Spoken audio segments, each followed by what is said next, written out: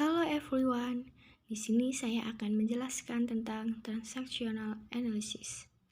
Transactional analysis atau yang sering kita sebut analisis transaksional adalah pendekatan behavior kognitif yang berasumsi setiap pribadi memiliki potensi untuk memilih dan mengarahkan ulang atau membentuk ulang nasibnya sendiri.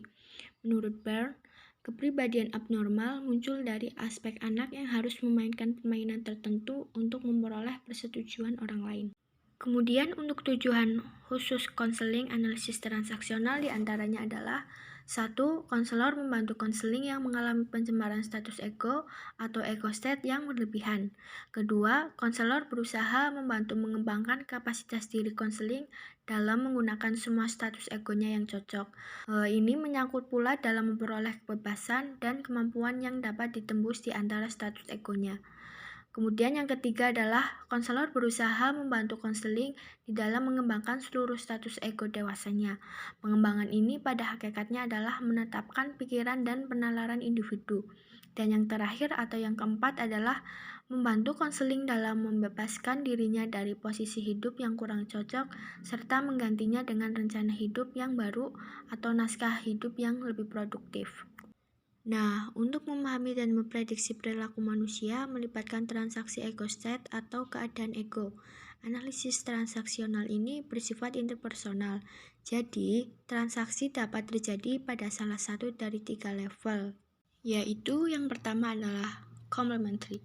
Dalam transaksi komplementer, kedua orang beroperasi baik dari keadaan ego yang sama. Maksud dari transaksi komplementer adalah transaksi imbang. Terjadi jika penerima pesan memberi respon sesuai dengan ego state yang diharapkan oleh pengirim pesan. Contoh kasus pertama adalah anak ke orang tua. Seperti pada gambar tersebut adalah konseling berperilaku sebagai anak.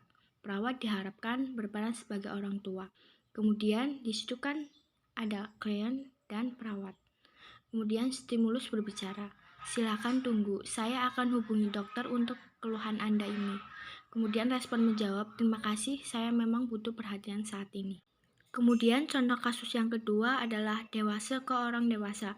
Seperti pada gambar tersebut juga, stimulus dan respon. Kemudian stimulus berbicara, di mana yang terasa nyeri, respon menjawab, di pergelangan tangan kiri saya. Kemudian yang kedua adalah crossfit. Dalam transaksi silang, keadaan ego yang tidak sesuai diaktifkan, menghasilkan respon yang tidak terduga. Transaksi silang menyakitkan, mendorong individu untuk menarik diri dari satu sama lain atau beralih topik. Terjadi jika penerima pesan memberikan respon di luar ego state yang diharapkan oleh pengirim pesan. Akibatnya, kesenjangan atau terputusnya komunikasi. Contoh kasusnya adalah seperti pada gambar tersebut, yaitu ada percakapan istri dan suami. Istri bertanya, "Mengapa pulang lambat?" Kemudian suami menjawab, "Kalau orang baru pulang, jangan ditanya macam-macam, ambilkan minum." Yang ketiga atau yang terakhir adalah all ulterior. Dalam transaksi tersembunyi, di mana dua keadaan ego beroperasi secara bersamaan dan satu pesan menyamarkan yang lain. Transaksi tersembunyi tampak saling melengkapi dan dapat diterima secara sosial meskipun sebenarnya tidak. Nah, transaksi yang terjadi di mana pengirim pesan menyampaikan pesan dari ego state tertentu, tetapi di balik pesan itu ia menyampaikan pesan dari ego state yang lain.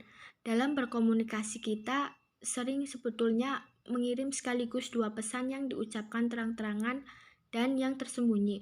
Sikap tersembunyi ini sebenarnya yang paling penting yang ingin mendapatkan respon, baik yang tersembunyi di balik kata-kata atau yang disebut verbal atau non-verbal, tetapi ditanggapi lain oleh si penerima. Contoh kasusnya adalah seperti pada gambar tersebut. Pada suatu petang, Indra berkunjung ke rumah Ayu. Kemudian mereka asik sekali ngobrol karena ada bahan percakapan yang sangat menarik. Kemudian ayah Ayu melihat ke arah jam dinding dan berkata, sudah pukul 11 malam. Nah, pertanyaan itu tentang fakta yang disampaikan terang-terangan.